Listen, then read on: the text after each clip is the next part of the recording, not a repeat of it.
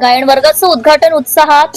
ग्रामीण भागातील मुलामुलींमध्ये गायन कलेची आवड निर्माण व्हावी, त्यांना योग्य मार्गदर्शन व व्यासपीठ मिळावे या उद्देशाने पातूर येथे भारतरत्न गान कोकिळा लता मंगेशकर बालकलाकार कराओके गायन वर्ग सुरू करण्यात आलाय. या मोफत गायन वर्गाचं उद्घाटन 18 जानेवारी रोजी पातूर येथील महात्मा फुले मोफत दवाखाना येथील सभागृहात मोठ्या उत्साहात पार पडलाय.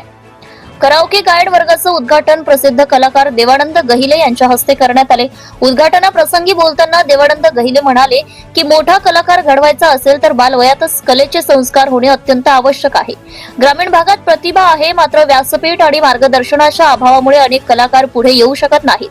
शालेय शिक्षणासोबतच संगीत, कला व साहित्याची जोड दिल्यास विद्यार्थ्यांचा सर्वांगीण विकास निश्चित होतो.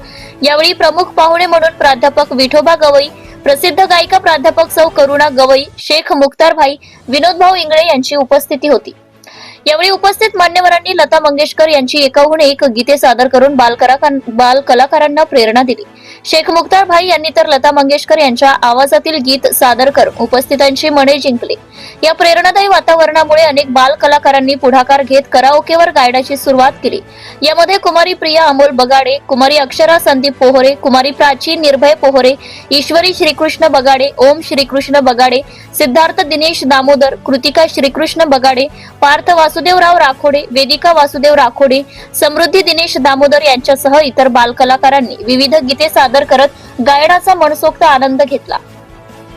बालकलाकारांच्या चेहऱ्यावरचा आनंद पाहून उपस्थित पालकांमध्येही समाधानकारक प्रतिक्रिया व्यक्त करण्यात येत आहे. सत्यशोधक न्यूज चॅनल करिता राजकुमार चिंचोळकर, बाळापूर तालुका प्रतिनिधी. Subscribe now and press the bell icon. Never miss an update.